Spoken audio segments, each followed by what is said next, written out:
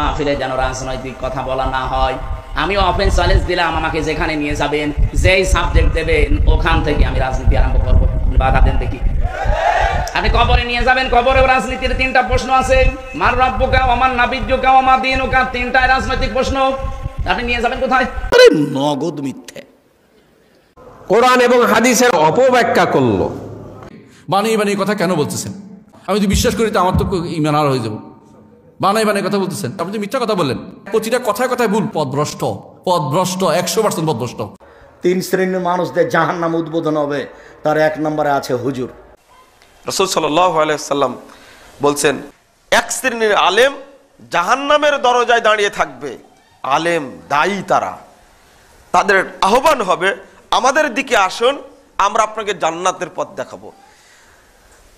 আল্লাহ রাসূল বলেছেন, মান আজাবাহুম ইলাইহা কাযাফুহু ফিহা, ওদের ডাকে যেই সাড়া দিবে তাকে ধরেই তারা জাহান্নামে ফেলে দিবে।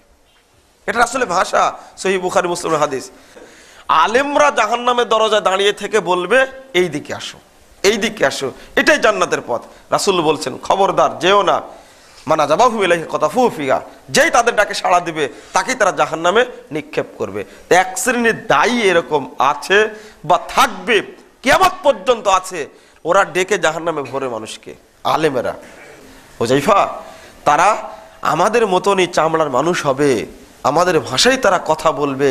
তুমি তাদেরকে চিনতে পারবে, চিনতে পারলেই তাদের বিরোধিতা করো। যদি এই কথা না বলতেন আল্লাহ রাসূল 2টা কথা, তারিফু মিনহুম ওয়া তুনকির, তুমি তাদেরকে চিনতে পারবে, চিনতে পারলেই তুমি তাদের বিরোধিতা করবে। কবরে কয়টা প্রশ্ন করা হবে, 3টা নাকি 4টা? এটা নিয়ে মতপার্থক্যের কিছু নেই ভাই। কবরে মূল প্রশ্ন হবে 3টা, মার রব্বুক ওয়া মা দীনুক, এবং এই ব্যক্তি সম্পর্কে তুমি কি বলো, বা ওমান নাবিয়্যুক, তোমার রবকে, তোমার দিন কি, তোমার নবীকে, বা এই লোকটাকে চিনো কিনা দেখিয়ে নবী সাল্লাল্লাহু আলাইহি ওয়াসাল্লামকে বলা হবে। তো এই 3টা প্রশ্ন হবে মূল। এই প্রশ্নগুলোর উত্তর দেওয়ার পর কোন কোন হাদিসে আসছে আবার জিজ্ঞাসা করা হবে যে মা আলামাকা আও মা আদরাকা, তুমি কিভাবে জানলা, তোমাকে কে বলেছে? তখন সে বলবে কারাতু কিতাবাল্লাহ, আমি আল্লাহর কিতাব পড়েছি, সেখানে পেয়েছি। অর্থাৎ জেনে শুনে বুঝে মুসলমান হয়েছে। আর যে মুনাফিক, সমাজে সবার তালে তালে মুসলমান সাজছে। অনেক মুনাফিক আছে যে মুসলমানের ভান ধরে, কিন্তু আসলে সে মুসলমান না, ইসলামের প্রতি তার আস্থা বিশ্বাস নাই। অনেক শিক্ষিত নামের এরকম মুনাফিক আমাদের সমাজে আছে। এরা যেহেতু দুনিয়াতে সবাই তালে তালে বলছে, ওখানেও তালে তালে বলবে, তখন তারা আটকে যাবে।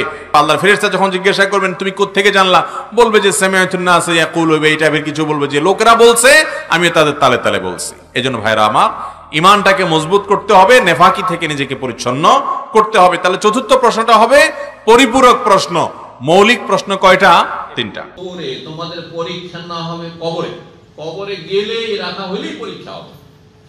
কি বললে? মান রব্বুকা, কত প্রশ্ন, মা দীনুকা, আর মান নাবিয়ুকা ওয়া মা হাযার রাজুল আল্লাযী বুইসা ফীকুম। 3টি। আর তারপরে 3টিতে যখন জবাব দিতে পারবে তখন বলবে কেমন করে জানলে? এটা চতুর্থ। অনেকে মনে করে যে আমি নতুন কিছু তথ্য দিতে পারলাম। না না, 3টি না 4টি প্রশ্ন। আরে আসল মূল প্রশ্ন 3টি। কথা বোঝা যাচ্ছে না? কিন্তু চতুর্থ প্রশ্ন যেমন পরীক্ষায় যখন পাশ করেন খুব সুন্দর জবাব দেয় ছাত্র, তখন অবাক হয় এক্সামিনার। তার সারে এত সুন্দর তুমি রেজাল্ট কি করে করলে, এত সুন্দর তোমার ফলাফল, এত সুন্দর কোরআন তোমার কি করে মুখস্থ আছে? তখন আমার ছেলে মেয়েরা বলে যে আমরা বাড়িতে মুখস্থ করেছি, আমার আব্বা সবসময় খোঁজ নেই, আমার আম্মা সবসময় পড়া।